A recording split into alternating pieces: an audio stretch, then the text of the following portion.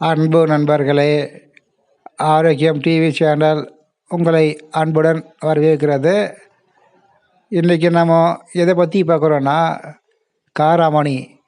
காராமணி ஒரு வகையான பயிறு தானியமாகும். இதே நேரத்தில் இது ஒரு பருப்பு வகையை சார்ந்தது என்று சொல்லுவாங்க. இதற்கு அறிவியல் பெயராக விக்னா அங்கிகுலேட்டா என்று சொல்லுவாங்க. மேலும் இது ஃபேபேசியை குடும்பத்தை சார்ந்த தாவரம் என்று சொல்லப்படுகிறது. மேலும் இந்த காணொளியில் காராமணியுடைய வரலாறு, அதனுடைய பயன்கள், அதனுடைய சத்து வகைகள், அதனுடைய தீமைகள் பற்றி பார்க்கலாம் வாங்க. இந்த காராமணியை ஆங்கிலத்தில் பிளாக்டு ஐ பீன்ஸ் என்று சொல்லுவாங்க. இது மேற்கு ஆப்பிரிக்காவில்தான் முதலில் பயிரிடப்பட்டது என்று சொல்கிறாங்க. அதாவது இது கிட்டத்தட்ட 6000 ஆண்டுகளுக்கு முன்பு பயிரிடப்பட்ட ஒரு தாவரம் என்று சொல்கிறாங்க. அதன் பிறகு அமெரிக்காவுக்கு இது கொண்டு வரப்பட்டதாகவும் சொல்கிறாங்க.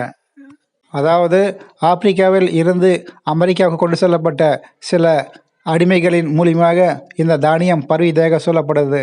தற்பொழுது சைனா, இந்தியா போன்ற நாடுகளிலும் இந்த காராமணி தாவரம் அதிக அளவு பயிரிடப்பட்டு வருகிறது. அதே போல் 1674 ஆண்டு தான் அமெரிக்காவில் இருந்து சில அடிமைகளை, அதாவது ஆப்பிரிக்க அடிமைகளை வெஸ்ட் இண்டீஸ் கொண்டு போனதாகவும், அப்பொழுது அவர்களோட சேர்ந்து இந்த தானியம் கொண்டு சென்றதாகவும் சொல்லப்படுது.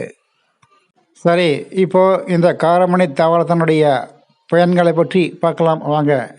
பெரும்பாலும் இந்த காராமணியை வேக வைத்து குழம்பு, பொரியல், அவியல், துவையல் செய்து சாப்பிட்டால் உடலுக்கு மிகவும் பயனுள்ளதாக இருக்கும் என்று சொல்கிறாங்க.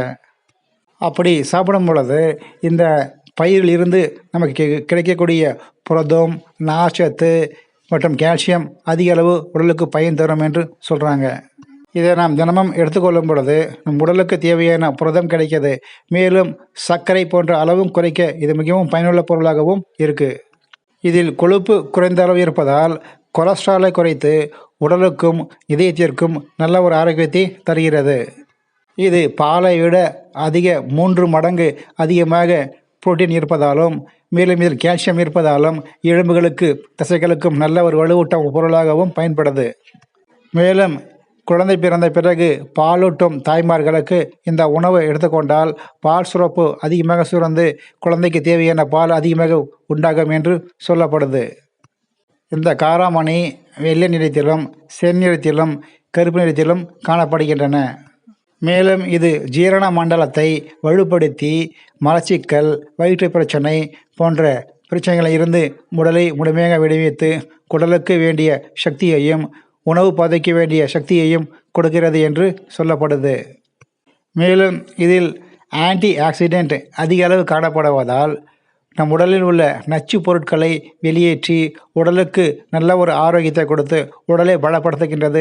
தேவையில்லாமல் உடல் பருமன் அதிகம் கொண்டவர்கள் இந்த காராமணியை தினமும் உட்கொண்டு வந்தால் அவர்களுடைய தேவையற்ற உடல் தசைகளை குறைத்து உடலை ஒரு செம்மையாக, மேலும் பார்ப்பதற்கு ஒரு அழகான ஒரு தோற்றத்தை கொடுக்கவும் செய்கிறது. சரி, இந்த ஒரு காராமணியை தினமும் நாம் ஒரு 100 கிராம் அளவு எடுத்துக்கொண்டால் இந்த காராமணியிலிருந்து நமக்கு என்னென்ன சத்துக்கள் கிடைக்கும் என்பதை பார்க்கலாம் வாங்க.